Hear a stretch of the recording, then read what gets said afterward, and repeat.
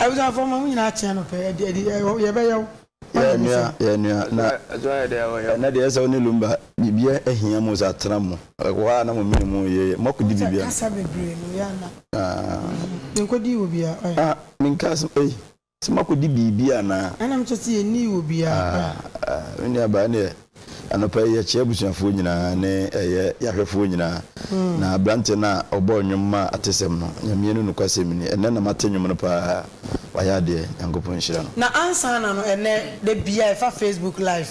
na nse na nkofo se ja me mubo omudi o Facebook me ye madwin se men redo message krampa nipa be 10 bidie kaja mabubo omudi ko so mo yade nipa yade osaye yin so awira hosam enne fo fi anto ata ana ye dwale aba mo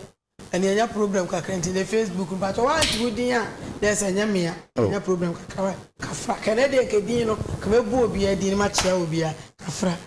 na asma ye ka said na America na abrante no nwum no ye mede oboaye sei ni ye hwehwe sabe ye sei abaso ba ene meja paye se wo fie na wo so obi ye bibi na se eso ania na abaso body a obetimi bia no na waye ama no ne nipa no so tirima ye ne de esanse akura de oya ade ye ne etoburo nyatade ma wa na boa ma ade na wo ye no etimi ye nkoso ne se ne matade se buro nyatade ntaso abakade okay kan abakade o da wat ase de obe style bi obepam bia fatawo style bia fatawo enya atade ne na ya na efe ayese boy no ye otop enya atade na ya na efe mi design ne antiche kuto me body na ya na etimi fit atade ana me chese obi o no ko atade 200 million enfata ma say da sorry abekasa ya me ni nipa e kan asema so bi wasoro yi na de akasa wose se bishop yare ne baaye no nyamie ni utu anamo efi onyina okoy emo bo magron mane se de magron be kan e na se de magron kan no trouble kura ni but in trouble ko say enim bible kan wose ade nipa ba ko mienu miensa be di adanse no unse ba se even ayi maame ne mpo no na woni ne kasa maame no ne chate enya no kura maame kana no ntu kan anu ko eni kejetia maame no ba be kasa tuwe entem so yenhweme abusuafo medin de Matilda Asare me ye Kumawood actress na ensem bebre na ekoso efa ye nua Bishop Bernard Nyako ni wo yi hu me ye madwen se men kasa emfa ho na ensem a ekoso social media ne de nkofo bi hia ya omuka ene anim guase omugu ye na no nti ana ma me yes a video yi abusuafo de din kan no memma Bishop ne maame ne nabusua ene Kumawood fo nyina ya akọ esanse Bishop obeye yen ye de hye ene obeye nabusua so de hye Bishop ye nyina ya dia na Bishop yare no ye mubi yante me meti se Bishop yare no obi na fe me free Komfanochi ese obehu Bishop e wo Komfanochi o yare na enye kra enunti e ma me fa afun e frɛ no saa time na ye beye production na cast no kro ka ho ema director ye frɛ no baba fa afun e frɛ Bishop se Bishop me ba beye adwuma bi na wo betumi aye e ho na Bishop confess say o yare na enya dia wo betumi aye e na baba ka say enti no fi say yentwen wo kakra nyame anim nie e na Bishop say baba e be take time kakra because me so ate eno nti no wo betumi a fa obi fufuro ye na nyame ya adom na me hotomia na mabeye me rehoi e ma me ye din se sa na Bishop aka dia na chese wo yare ti mi kofie e na me fa me fon e na me frɛ no na me se Bishop mate se wo yare na ade na wo yare na onka na ye me hwo en was me nua ba me yare na de me hia free mo wa ye mpaibo na me hia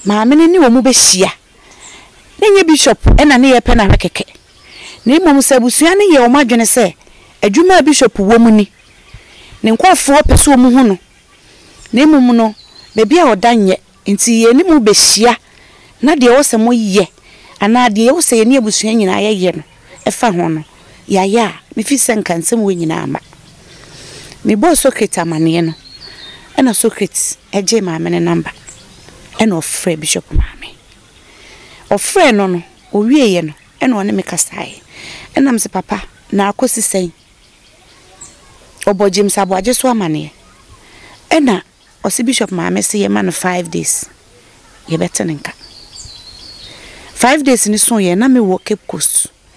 na me twa me movie tete kwahye Heroes of Africa ebo be fo na me yem hye me na me say bishop maame 5 days aso ene me free socket na me misa ena me free socket was mat kam po me we yafi ene maame free no o free maame no e free no maame na amfa ni nyina mu no me die me fi say ebi kura sare maame na so hye ne yem hyehye we si nti na me de me pese me blame obia ena mse papa ne yentwen na china wa frɛ no na ebia na bibi nti adechin wo sa frɛ ti me frɛ papa no na o se secret no o se mat esim se omonye ready so mbede ombetie yen nti ye de nyina yen fa mpa bonye de entai nachi abusuafo ye tu sa na mo ni nyina wie ye bo Mr. Sokrisafa mane eko se minister se yen frɛ na yenye se nyina achi no ye wo platform bi wo ho a ye frɛ no Kumawood Stars Gold ho Kumawood ni bia wonim no Kumawood Star bia wo so sa platform no so ena officially ya na so ye say Bishop Bernard Nyako yare na yare ni mo odin na so ohia mpaibo eno nti ye declare 3 days fasting ewo platform no so asofo wo so Apostle John Pra, Reverend Boatin, Prophet Ojaba, Mr. Nyameche Nankasa, Evangelist, Prophet 1 asofo wo platform no so nyina ye ni mo wo sinimu no we di quotation ba na ya bompaye sa se nyame beji bishop enkwama ye ni nyina mu no bishop de bia na ye ne kasa enu achi ena mete se Zion Felix aye bishop interview na bishop kasa nsem bebre Mr. Nyameche sa ba platform no so be ka kire se wo sreyen memo bi ankososo bishop onaye ohia peace of mind no dia enya yaresa enti whatever waka bia mo bia ansoso ene nyina ene obi akasa e mo ana asem ne fa mo bia e kasa se omo me mpa ye ma no na no honto no na obi ni ma de kudie ntia oyi okasa sa busuafo bishop ye obi a ye dono papa na ni wo no nsoso aha ye papa de bia acha na watwe bia ye frɛ papa na te sɛ nyame adom wo ho ano no aso afrɛ nyame adom empire na na mehia ebe ka be 1 week ama bishop ewu me to no frɛ me ni aba te sɛ nam sɛ bishop mi samempo wo na wo ho te sɛ wo na wo yare me hu ni ko me ye ma hye me eno sesese eye kakra na me se paye na ye bota wachi ye try nyema bebre enye nsem nyina na ye ka se de nkofo bi e ka nsem no na ye nyina ye nim yakoma mu se bishop ne yare no ye tu wana mon na so owo krade a nkwa ntumenye eba ne sen na bishop awu a afewe ya ena say busuafo Kumawood Stars yenye sebi ni pabone forsa senka Bernard yare na ye dieni na wawu a afena ye besu atwaadwe enye ne sa ye dieni enim se Nyankopon ebesa na yare amaye enti na ye bompa ye de bia e de ma no mesre Ganafo enim guasie ene nsem keka na doso Bishop wawu a ye ma ne kra no wonko dadi ena we social media kuma wudufo ena mayesei yesremo Yes, ye biano. Ye besre, sembema kuma wood for ye di ada. Na se same pie na ye bo, sing yankupon. Obesha yeso, na a brand besona bishop, ye be caught near cockrano. Intimo my yasum dre, na rewana ye dina no thing. Medamase. Quadiana, Yankasia, Diana, Matilda, Asari, Wakasa, Ewa, Brasi, Muno, Buo Council. Aba eko mate ebe kan se Ewradin shira no wi ase ni onipa ugo bia utwa dinia obeya ma unu e bia no ye dan ya eda ho twen ada cha nkwa ma bi no obi nso be kon ho ana obekon nkirima ho saa wanya ntumu ye na de ba ko ya mede wo mne se obodi ni wabo no ba bi kuma bi na tim se emo ahye da fa ho bae pa omo afa omo side ba omo na ye twa ntroto omo so na omo anyam wo mbe kan nsem ho ntie no omo so afa omo adi no omo so na ye dide wa de asem na se edika kra be kan se nka we nyina kura nsem wi se nya Royal TV an ye tutu wana mo kura nke bia nko omo so emi ehunu mo omo boaye na nka omo bre bibiribe o so omo didi wo we hu no omo te odi udim se ye omo ye omo akoma mu so omo nu ya biko and no mum so and 1 and mobi and mum so na edisu mobile money wo YouTube person faso ndi aja kakra be kan se o maya de na asemsi a etie wo de aya ntie nkwade na ama ye hunu ne ka iye ndi se ne o kan sa pepe na tia wa try na mede kakra me ka chen se Ewradin hia na on tumu kakra wo ye no Ewradin ma ne bre ne nya kwada the same apply to nana ma ban ono so modern ma oboye kodun kan sa wu kakra wu train wo mu no Ewradin hira wo nyina echina bi owu ese da mansanku mu eda yi nyina ebeko ase ye kona se nye ye kra wu ana empo yare bi na eba be fa ye de akwa menim sa yem hihye omu nyama wo bi no se nipa mpo anya ma omo se adwumayefo a hospital ebeko akopie no a doctor fo ahụ keka ebe so ani ansa na se be ye beje makwa ye je mu akọ na masere Ghana nyina so se asemsi a tenhye da hunu bi ade ne kọ na afi ne ka no ye tima hunu ne ka yi ko ba se si na se ja itu ni nyina afra enhye da moa na da bi ameka se ma atesem nkomodie no eye special because ade ne ba ni ye te se wo kan abie no ne ya magya na kọ ne so ba ne wo kan ne ne tie na nti nyame nhyire obi a o prepare to no mo so mo prepare to mo je o mo je emena na kakra me sa kan de atu o mo fo se sa asem so si a o ma no nyese we de ye do no so o he ni wo mu a anamo o mutu no bishop ho ye ntu no katawre ho wa ada asem ase anamo ye tu no bishop ho ye ya ne a transfer komo we ni afre we no the same anamo na tu nkomo da ye ntu o ne ho wo de asem na ase wo nkomo da de o ba ye dim kakra o ze it depend say unse yare ebo bishop nya akonye bi ne bo katawre katawre no anyini ye nyina ya ba de onum tin na mu na yese mo ye no de no course tin ni ba de so da nyale na ho o yale ka na no anyini 78 anya he o de wu na anya he na ye ka se nya he o de sa na mo kan nya he obi an fa fen petit mo na mo se wanyini ndi minim se obi aji se kwa ya mo fa so so bishop yale da ho ono so de na nya yale da ho na ko check up won se no wanyini nti wa na ko check up ba je se wo wi na wuo ne nso e o de mfa se yale da ho no anche na ni wuo nso to wa se so aha enti se nipa no yale no wanwa ye ka ma ye nyina ho nye ba akofo to wa se so because e wo omo anim se to wo ensem bi o ya ti bi asese mimi wu a be ye be ne be different from obi so wu a we ye be different from kohuegu obi nsa wo no mo no etimi di obi edimi di obi 1 week ni amomo ntiase ne se ye be me na ye different ya busia enya na mvo eba se madam fo ni osode na se be me mawu na so watima ma ya de no osode de ukọ wo di asem na se ndie no no nsesa hwe abusia mom na ye ne kese sa ande ya meto ase se bi abusia bi wo ska ndi wo dan ya obi nam fofo titifo beba but adwuma na asem ne ye ka e te Royal TV enya te platform we so ye adwuma na se be o falumba afiri mu na manko argument ma mayi no hene ba wi na manko e kodi a problem be na no ne yi wo Some so de wa nje wa de bi o a ye ne kan yi wo di asem na se ne mfa yi ntu yi ye nyina ye adwuma ya be hia de ye ni afo wo di asem na se ye wo ne ma bebere wo adwuma we mu a ye kwa ye ni bi ye wunu ame se wa kuma yi ma me wu ye wunu yi odo ye da na di ana ma abra ma me we de anye nipa na mu ye wunu yi ya much money ene ne ye adwuma we de anya ne ma me no no ewu na ye ntime ntu ana mo a o de we ye nya nwuri ebe de ye nya nwuri ti wa wu ye tu ana mo ye de ye nya pa na ye wu da bi na da na bu yo mfa busiam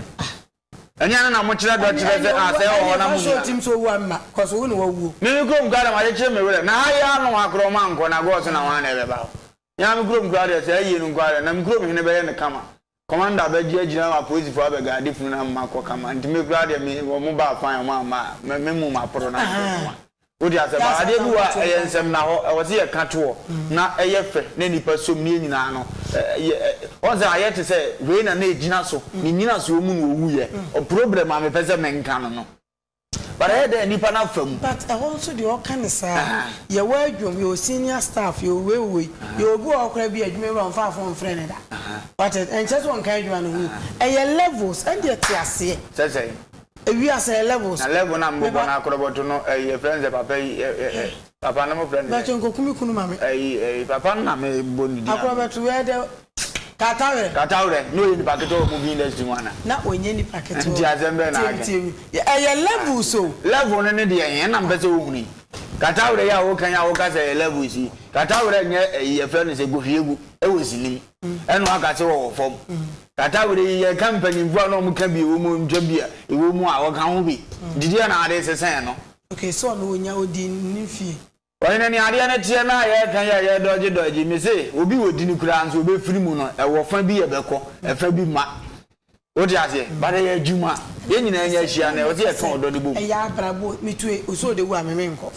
because wo wu pata pan bi wu ameme tu mi nkọ. Okay. So what ase na. Kesi preko. The same apply. The same apply. Papa. The same apply. What do you mean?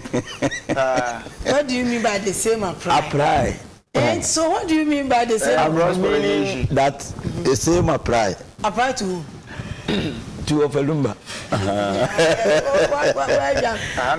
Ye boy Yesu asuno. That's it. And be free soro by. Ebe kan say we ni me doba o dey. So many entino. Sa na ma no de